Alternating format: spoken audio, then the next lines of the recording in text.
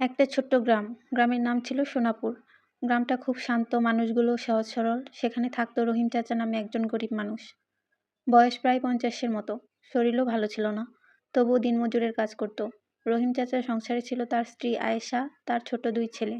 বড় ছেলে স্কুলে পড়ে, ছোটটা মাত্র ৫ বছরের। রহিম চাচার সবচেয়ে বড় কষ্ট ছিল, সে যতই কষ্টই করুক সংসারে অভাব যেন কমে না। প্রায় সময় ঘরে চাল থাকে না, শুধু ১ গ্লাস জল খেয়ে ঘুমোতে হয়। খুব বৃষ্টি হলো, সারাদিন কাজ পেল না রহিম চাচা, ভিজে ভিজে বাড়ি ফিরল। ঘরে ঢুকেই দেখতে পেল চুলায় হাঁড়ি নেই, ভাত নেই, আয়েশা চুপচাপ বসে আছে। রহিম চাচা বুঝে গেল আজও ঘরে খাবার নেই। ছোট ছেলে বলল, আব্বা আজ কি ভাত হবে না? এই কথা শুনে রহিম চাচার বুকটা ফেটে গেল, কিন্তু সে মুখে বলল, ইনশাআল্লাহ হবে। তারপর রহিম চাচা একটা ছেঁড়া ছাতা নিয়ে বের হলো, ভাবলো কারো কাছ থেকে একটু চাল ধার করে আনবে। রাতে বৃষ্টি কমে গিয়েছিল, রাস্তায় কাদা, চারদিকে অন্ধকার। হাঁটতে হাঁটতে সে শুনল কেউ কাঁদছে। একটা গাছের পাশে একজন বয়স্ক মহিলা বসে আছে, চোখে মুখে ভয় আর কান্না। রহিম চাচা কাছে গিয়ে বলল, মা আপনি এখানে একা, কি হয়েছে? মহিলা কাঁপা কাঁপা গলায় বলল, বাবা আমি বাজার থেকে আসছিলাম, পা পিছলে পড়ে গেছি, পায়ের ব্যথা খুব, উঠতে পারছি না। আর আমার সাথে টাকা ছিল, কেউ নিয়ে চলে গেছে। রহিম চাচা শুনে থমকে গেল। তার নিজের ঘরেই খাবার নেই, আর এই মহিলা আবার আরো বিপদে পড়েছে। মহিলা আবার বলল, বাবা একটু সাহায্য করো, আমাকে বাড়ি পৌঁছে দাও। রহিম চাচা মনে মনে ভাবলো, আমি তো চাল আনতে বের হয়েছিলাম, কিন্তু এই মাকে রেখে গেলে আল্লাহ কি খুশি হবে? তারপর সে সিদ্ধান্ত নিল প্রথমে সে এই মাকে সাহায্য করবে। রহিম চাচা মহিলার হাত ধরে ধীরে ধীরে তাকে উঠালো, তারপর নিজের কাঁধে ভর দিয়ে অনেক কষ্টে হাঁটিয়ে নিয়ে গেল। মহিলার বাড়ি ছিল গ্রামের বড় এক বাড়ি, সবাই তাকে খুঁজছিল।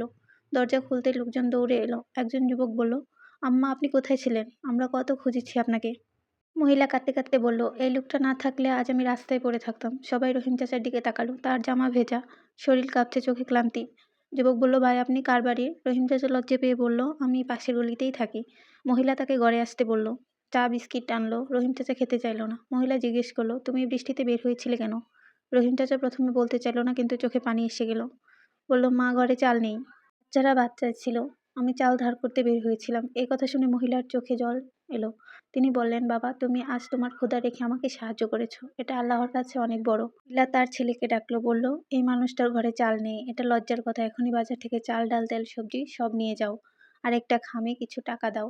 রহিম চাচা চমকে উঠলো, বলল, না মা আমি টাকা নিতে পারবো না।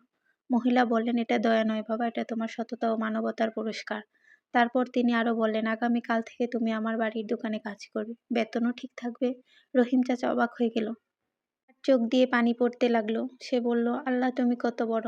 রহিম চাচা যখন বাড়ি ফিরল, তার হাতে বাজারের বড় বড় ব্যাগ, চাল ডাল তেল আলু পেঁয়াজ সব। ঘরে ঢুকতেই বাচ্চারা দৌড়ে এলো, আয়েশা অবাক। রহিম চাচা বলল, আজ আল্লাহ আমাদের রিজিক পাঠিয়েছেন। সেই রাতে অনেক দিন পর ঘরে ভাত রান্না হলো, ডাল হলো, বাচ্চারা পেট ভরে খেলো।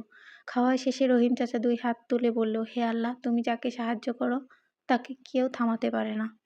আপনি যদি মানুষের বিপদে পাশে দাঁড়ান, আল্লাহ এমনভাবে সাহায্য করবেন যেটা আপনি কল্পনাও করতে পারবেন না, কারণ রিজিক শুধু টাকায় আসে না।